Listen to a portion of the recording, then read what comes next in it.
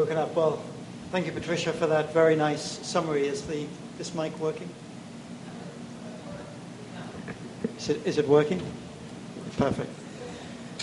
Yeah, and I think probably library science must have been the fastest evolving branch of any science in the last few years. So that was a wonderful overview.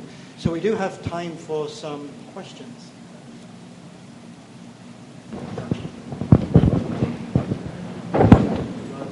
Thanks a lot. So the first presenter talked a bit about how data formats different in each of the scientific fields.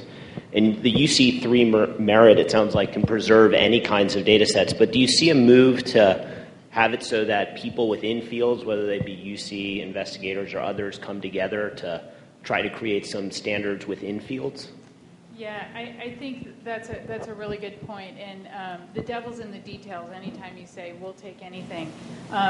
And what we realized, if early on, if we mandated to say, your data needs to look like this, people weren't going to comply. And so we say, we will take anything.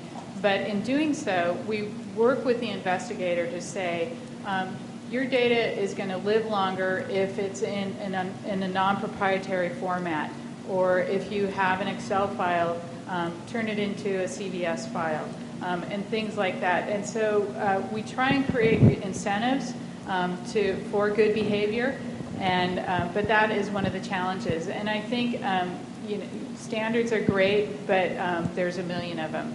And so trying to standardize research across the UC in formats in an environment that is changing so quickly is very, very difficult. And so we usually we try and have conversations with people for good behavior.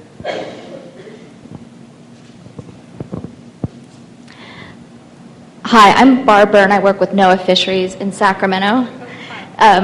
So I deal with a lot of data that's updated. It's fish monitoring data, so it's updated daily in some cases or weekly.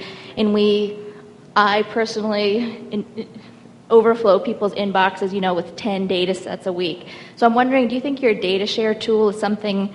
I mean, it makes sense if I do an experiment and 4 years later I post my data. That's a nice, clean way to share data, but do you see for these kind of monitoring things that are updated daily, is data share the right place to potentially post that daily, or is there, you think, a different way to handle those sorts of frequent kinds of changing data?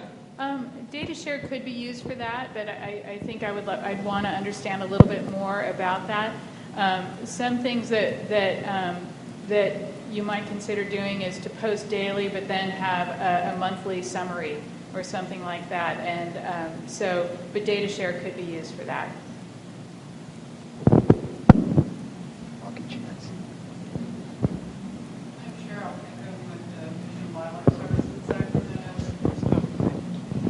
And I'm the GIS branch chief that serves the Bay Delta and the Sacramento offices. So with this Bay Delta planning effort, we're going to be seeing a lot of GIS data. Are you gathering that kind of data, and how do you deal with the changing formats?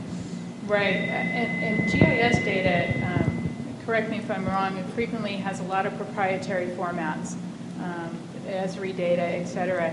And so that is a challenge. Our colleagues at UC Berkeley and also at UC Irvine work a lot with GIS data. And so I don't want to say that we can take that data now and it will be available forever, but I think that there's work to do collectively to help secure that data. But I'd be happy to talk with you about how we might do that. Thank you. Hi. I had a question. Is there automated services to submit this data into Yes. your service? And Yes. so can you create the data sets from other systems and all that, or do you have to go through the web pages to? We do that? have an API Okay. that will allow you to submit massive quantities of data.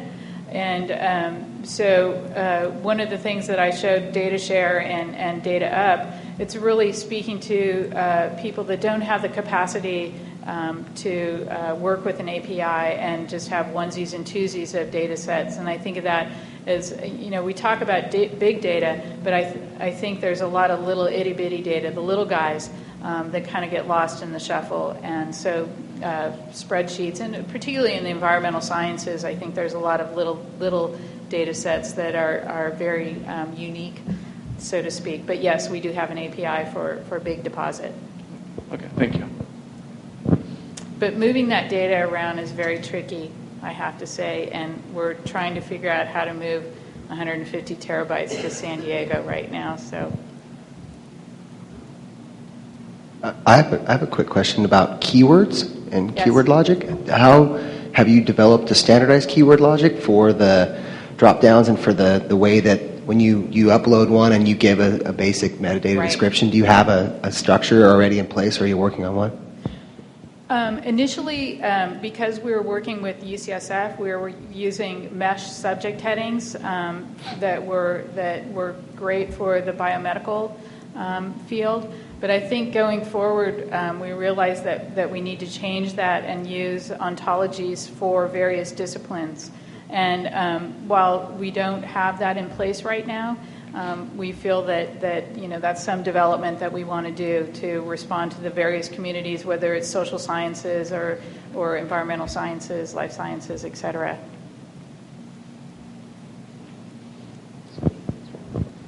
One more question. Hi, I'm Susan Monheit, and I'm with the State Water Board.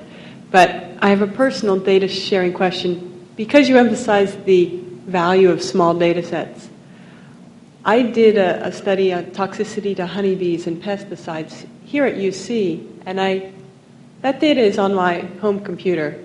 It's 4 years old, and I'm thinking, oh my goodness, if I wanted to share it, what mechanism would be the best way to put that out there? It's published. It's published in a Journal of Human and Ecological Risk Assessment, but no data set was ever sent anywhere. So I think data share would be, or in our merit repository would be an ideal way to do that. And it's probably not very large. It's probably 5 gigabytes or so. I'm not sure.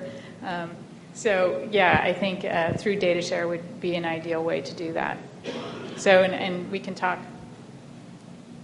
So I think that was the last question, and I'll be here for the rest of the day. So.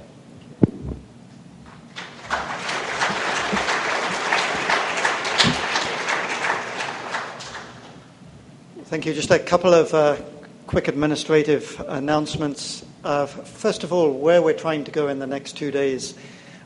George Isaac has put a couple of handouts on the table outside, which are describing some of the really large national initiatives currently underway. So for the folks in the room, feel free to pick one of those up and read it.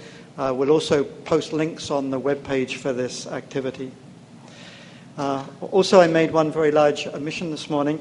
Shakura, who's sitting down the front here from Delta Conservancy, it's really Shakura who's been pushing us for the last 2 years to have this summit. So my apologies for that oversight this morning. So we're going to take a break now. We'll be back in 30 minutes at 11:15 Pacific time.